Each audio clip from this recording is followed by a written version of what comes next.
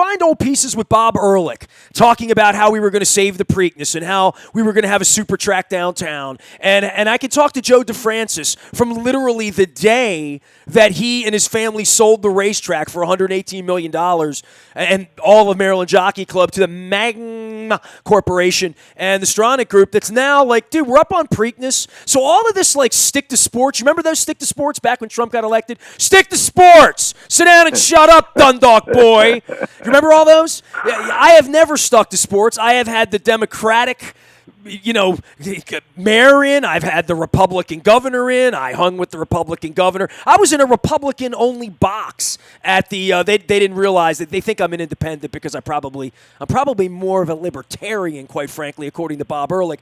But dude, I got politics on my mind here as Mary Bubala gets canned, and we don't have a mayor, and the FBI's coming to town, and somehow like you want to talk about something stupid like I don't know, saving the baseball team or something like that. Well, right? yeah, I haven't quite launched my Save the Baseball Team campaign well, yet. Somebody better do it. Barbara Mikulski was talking about appropriating the money 30 years ago after we built the tunnel, which I had completely forgotten about.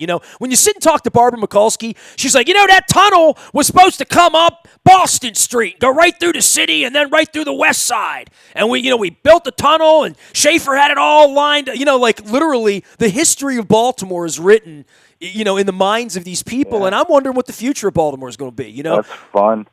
Yeah, I just think it's interesting how the story has shifted, right? So there's absolutely nothing on the field to talk about, so that's cool. Nobody was worried about that. But well, Luke and I do get together and do it once or twice a week. I mean, we really do. I mean, they haven't played all week. It's been raining in New York. You know what I mean?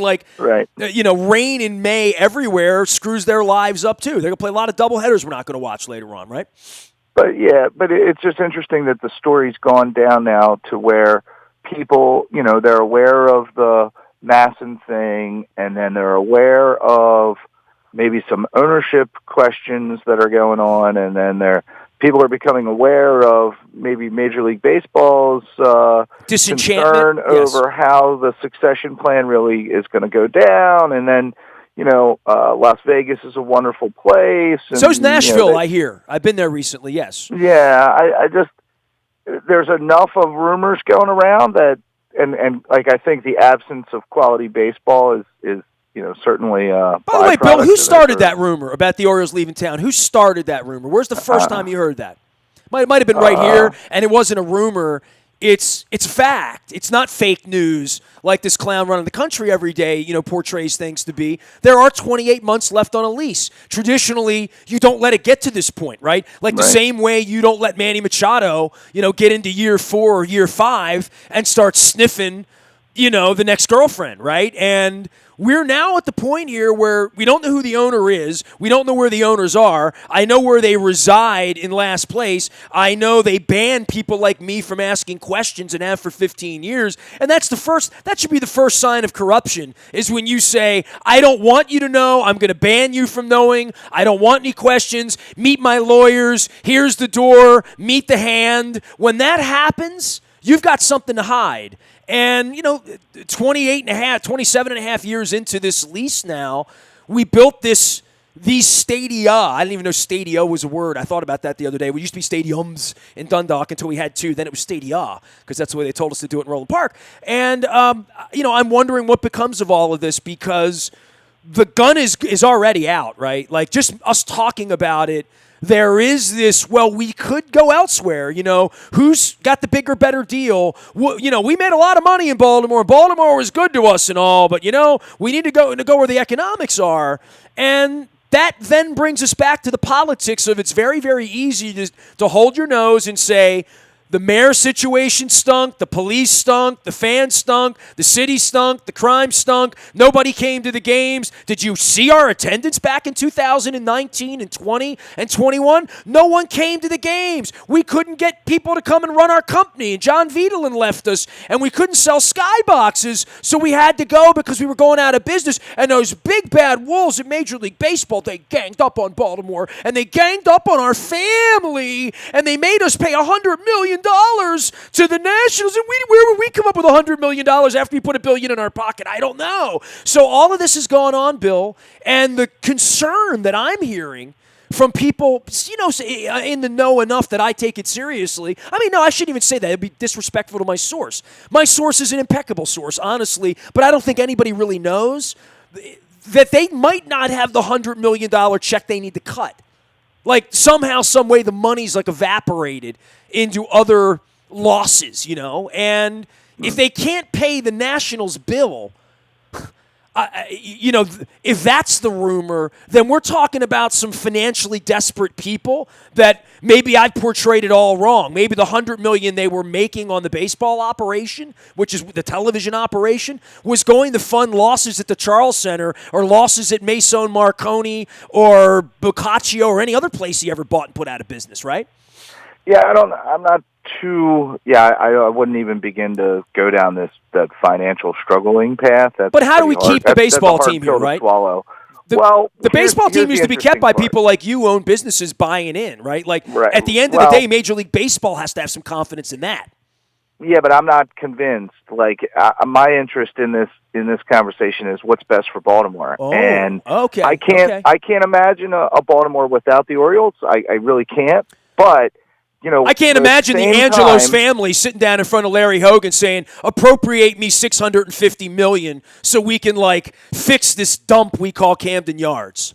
Yeah, I that's not a thing, but I mean, maybe, I don't know. That's a thing in Atlanta. That's a thing in Nashville. That's a thing in Vegas, right? Like, if the prettier girl is coming along and somebody named Adelson or like that in Vegas thinks it's going to put more bets down at the Wynn by having a bunch of old white people fly in to watch baseball games on 114-degree days in June in some blimp, right? Like, I mean, there's a million ways to think about this, but I know one thing. Major League Baseball doesn't feel a pot of gold in Baltimore. They feel what Barbara Mikulski called on Baltimore Positive the other day to Don and I, nostalgia. She would say, "I'm not here to talk about nostalgia." Right. And that's what the Orioles are at this point. They're nostalgia. They are not a current concern, and your question is, can it be a growing concern? Can it ever burgeon into the Red Sox or the Cardinals or the Cubs or these things that have happened while these creeps have come in and basically used the team as an ATM for 30 years? Well, but you've got that and you've got Preakness, right? And then there's an article in the Wall Street Journal about Baltimore being one of the top 3 cities, and how awesome it is and how all these young people are coming. Millennials are coming here, right? Yeah, and how, they work in D.C., but they live in Baltimore. I mean, that was a wonderful article about the things that are going right in this town. And maybe baseball or horse racing, you know what? They do have a problem, because that next demographic that is the people who are spending the money right now, I don't know. Right here, they don't want it anymore. It's not 1966 anymore. It's not, which, by the way, they never made any money. Not 1979, which, by the way, they never made any money. It's not 1992. They made all the money, and it all kind of went to the Angels. Literally, Eli Jacobs didn't make any money off of this that didn't go toward his bankruptcy. Edward Bennett Williams didn't get rich on this. He used all his political capital, and, his heirs gave it away to Eli Jacobs for $9 million or whatever it was. It was $73 million. My bad. When they couldn't figure out what else to do with it, right? And what became of the Orioles? If I were to go over and talk to Governor Schaefer and his statue right now, and if I would have said, "Mr. Schaefer, you won't believe what happened. You stuck your neck out, and in the end, what really happened was this miserly individual took all of the money out. The team wallowed in last place for the most part. As he was on his deathbed, they brought back Brooks and Eddie to trot them around. And then 5 years after he died, the team's in Nashville now with a blue and gold logo and a country music icon. And Garth Brooks threw out the first pitch and sang, 'I like it, I love it, I want.'" He didn't even sing that one. "Friends in Low Places." I've seen Friends in Low Places. They're right here. I mean, I watched Irsay take the team out of here. I mean, I don't see anybody stepping up on the Preakness this week, right? Other than your namesake, Bill Cole. The other Bill Cole came forward and said there are laws. There was a bankruptcy. There was an agreement. There was an agreement to give them casino money. They put all of that money into Laurel. Now Pimlico. By the way, Bill, we're going to be on national television, and I talked to Baffert, Donna Brothers. I talked to Randy Moss, all the NBC crew. You can go to the buyatoyota.com audio vault and hear that.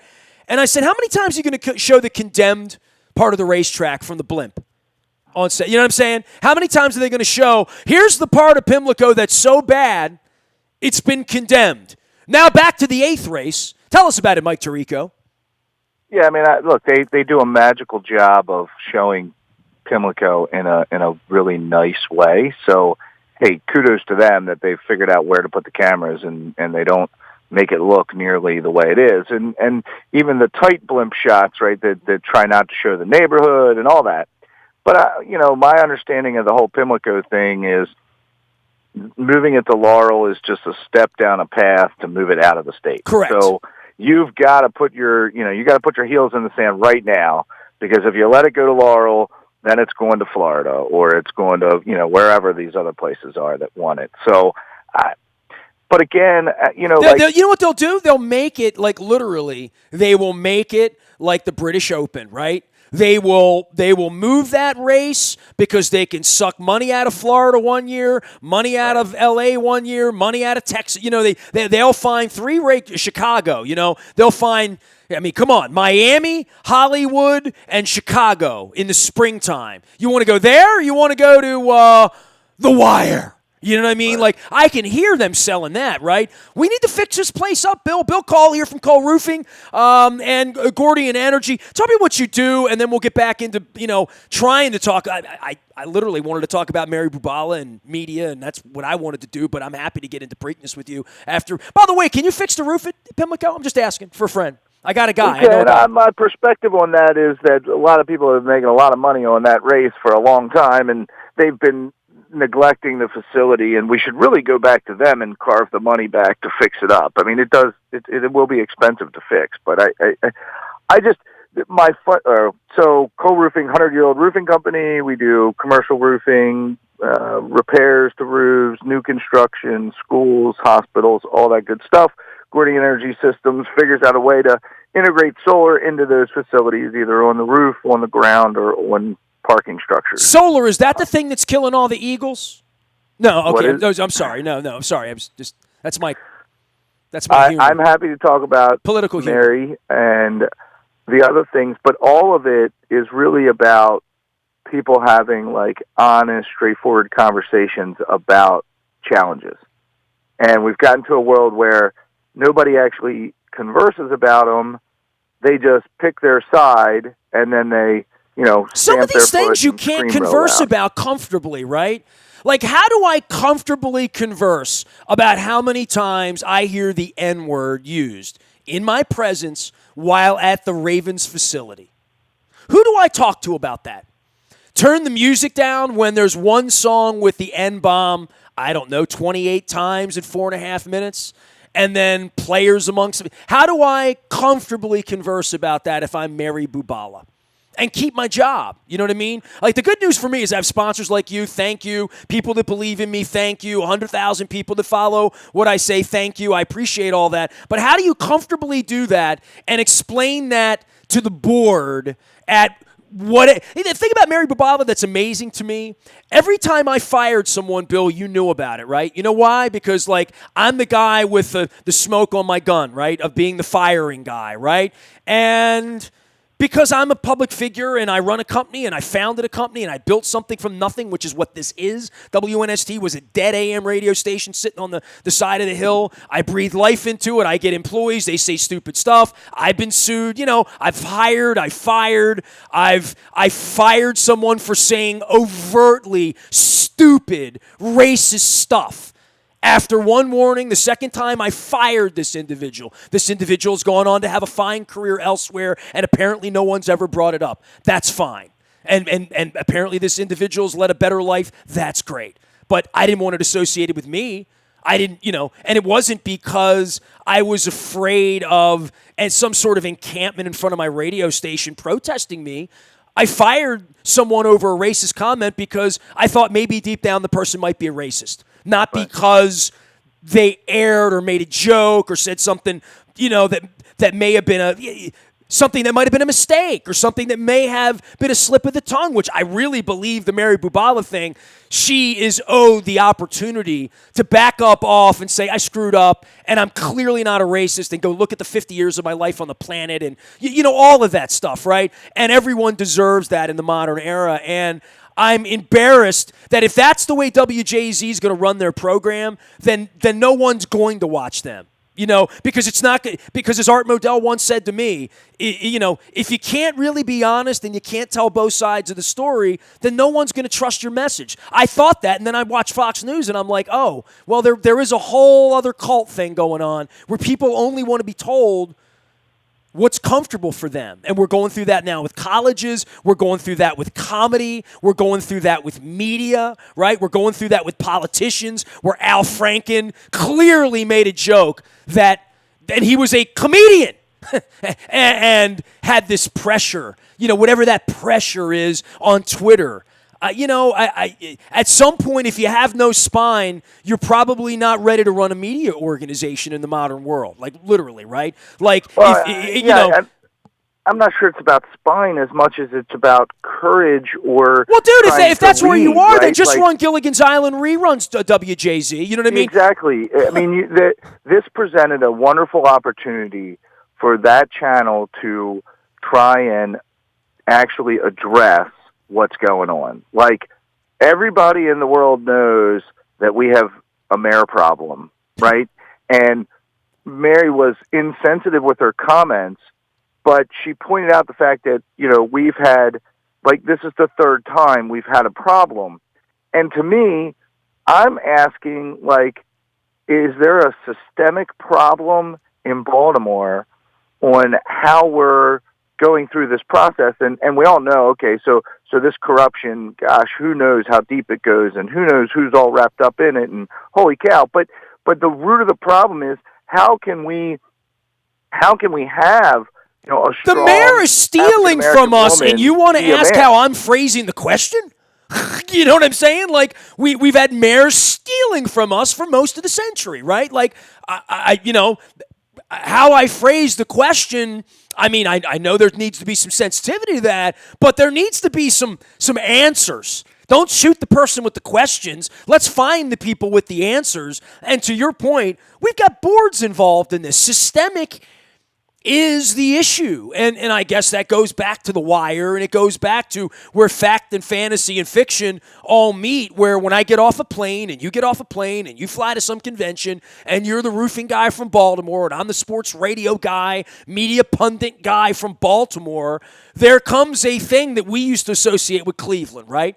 And that's a very uncomfortable thing from a business standpoint, from an image standpoint, and to laugh it off. You can't laugh it off when you've had fires and riots and no one at your baseball games, and your mayors now, 2 out of 3 now have been corrupt, and the other one basically ended law and order as we know it here by allowing rioting to go on and talking about space to destroy. We have a leadership issue in this city, Bill Cole. That's what we have a leadership issue because the rich people like Bisciotti are off in the hills, and the Angelos boys can't figure out their ass from their elbow, and Plank's trying to just keep the thing running, right? And now he's opened a place in the county, and Black and White we can't figure that part of it out, right? And we can't figure out who else might be tied up in the systemic leadership problems, and we don't know which hospital to reach out to, or which charity to reach out to, or which business to reach out to that may be in the undertow of bribing the mayor of Baltimore. But other than that, everything's cool here, and,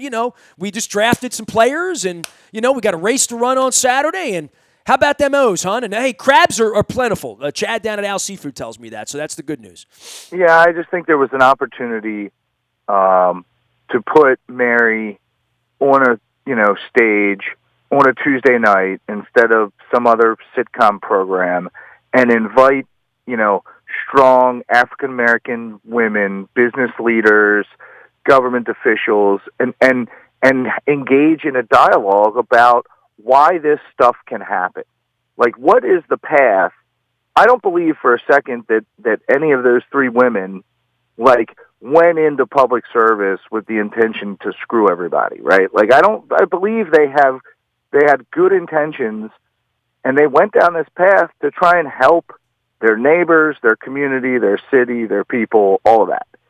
So what is it about our path that these women went down that got them tied up in this? Because we're just gonna keep repeating it, right? You keep running another person out there, and it's the same thing. It's the same thing. So what is it about the systemic corruption that exists that is causing this to happen? That's where the guilty party really lays.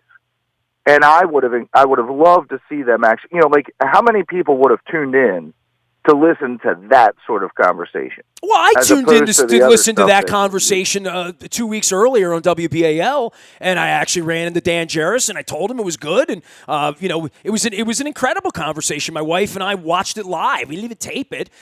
Police commissioners, school superintendents, Mosby was on the stage, and this is when we didn't have a mayor. Like, literally, this was after, Catherine had checked out. It was in that tender period of the 6 or 8 weeks where, we had the mayor on the lam, right? I saw that as a chyron. Mayor on lam in Baltimore, ? I'm thinking, when are we going to get some good news? When are we going to get some Baltimore positive? And now we've got half a racetrack shut down on Saturday. The Kentucky Derby winner's not coming. The second place horse isn't coming, right? And the fight is on, not only amongst Stronach and his daughter, but the city and the counties and the governor and what's left of the mayor here. And for me, I'm still going to be here 16 months from now, right, Bill? So are you, right? So for me, it's about the primary vote coming in 11 and a half months. It's about the presidential election. It's about how all of this is going to make our city better 5 years from now, because this isn't a quick fix. This isn't going to turn around the day after. But we've got to figure out where the bottom is, and hopefully the police commissioner is a big part of this, because I really do believe through all of this, law and order we have to start with that, or we're not going to have a business here. Yeah, and look, I've had the experience of listening to Mayor Young talk.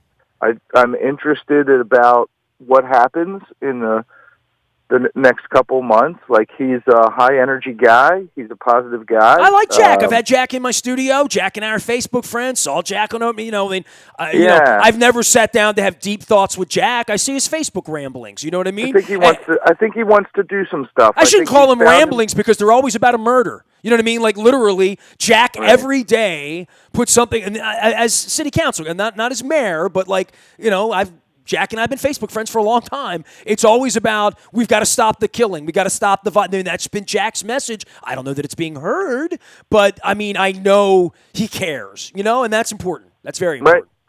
Right. And look, the point is there's really good stuff happening at the same time, despite all the friction. So the Port Covington project, shovels went in the ground. That is happening, right? It's been talked about for a long time.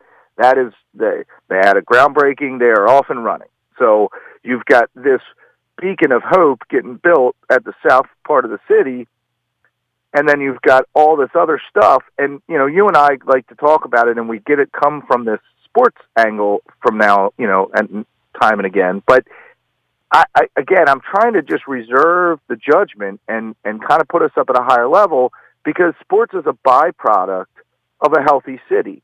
They don't go put franchises in cities that are struggling, but they put franchises in cities that are healthy, that are vibrant, that can support the entity.